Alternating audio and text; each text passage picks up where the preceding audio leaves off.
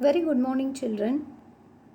In chapter 2, in the previous session, you must have discussed various number system, that is decimal, binary, octal and hexadecimal number system. And then you must have learned all the conversions from one number system to another number system. In today's session, we are going to understand these concepts in data representation.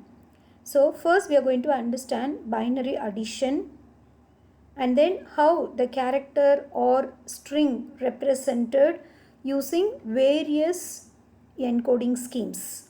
Okay, in that, so what do you mean by ASCII code, ISCII code and Unicode and various encoding schemes we are going to understand in today's session. So the first topic that we are going to understand is binary addition. So you must have already studied what you mean by binary number. The binary number, it's nothing but the number system which accepts only two digits, which is 0 and 1.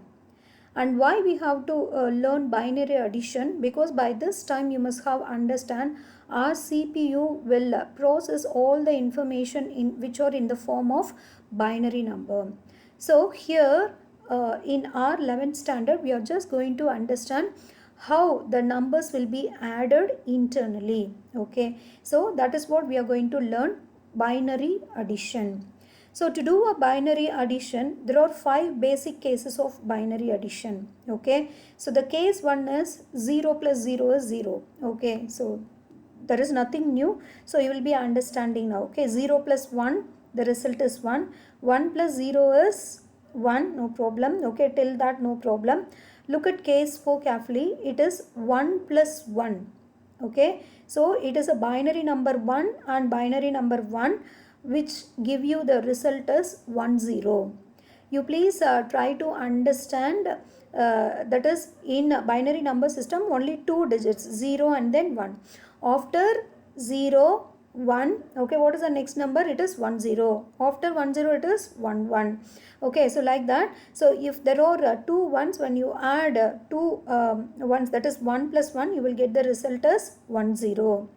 Okay, so and then look at the case 5. If it is 1 plus 1 plus 1, so 1 plus 1 is 1 0, so 1 0 plus 1 is 1 1. Okay, so you have to remember this when you do the binary addition. Now let us go to the exercise. So add the binary numbers 1 1 1 1 and 1 1 0 1 1. So whenever you have given some numbers, you have to write it in a same way however you do it for your decimal number system. So first you write the 4 numbers, and then you have to write it in a right aligned manner. So and then 1 1 0 1 1. So now let us do the binary addition. So what is 1 plus 1? 1 plus 1? 1 0. So 0 you have to write and 1 is carry forward. So here 1 plus 1 plus 1, which is 1 1. So in 1 1 you are writing 1 and 1 is carry forward. So here 1 plus 1 1 0. So in 1 0 you are writing 0 and 1 is carry forward. Okay, so 1 plus 1 plus 1, again it is 1 1. So 1 is written, 1 is carry forward. So here it is 1 plus 1 1 0. So there are no more digits, so you are writing as such. Okay, so this is how you have to do. Okay, so for doing the binary addition, so understanding these 5 cases are very important.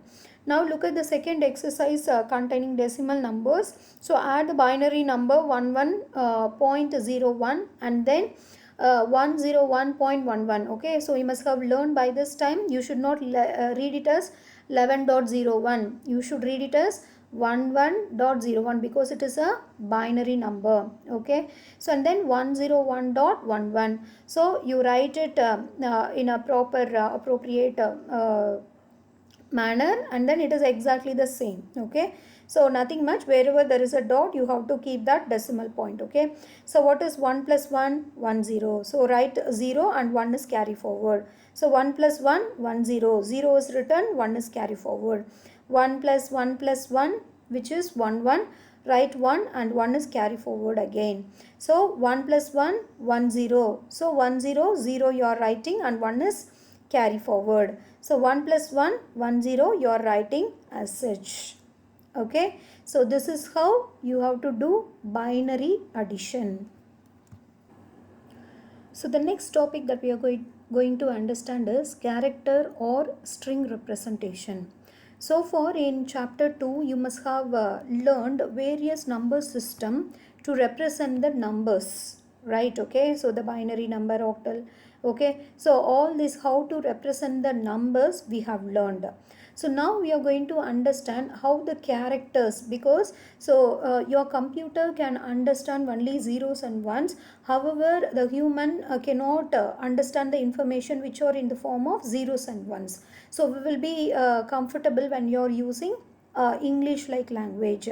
Okay, and we need to represent all the alphabets, and then we are using lot of punctuation marks, special characters. All these characters needs a representation. That is, so the computer should understand that when you press A in your keyboard, your computer should understand that you have pressed A. Okay, so according to you it is A, but according to the computer it is something else. That is, it is sequence of some zeros and ones. Okay, so how the characters or strings will be represented. Okay, and then what are all the different encoding schemes that are available, that is what we are going to understand now. Okay, so first of all, in addition to numerical data, so the same information, your computer must be able to handle letters of alphabets, punctuation marks, and then special characters. So these codes or these characters are called as alphanumeric codes.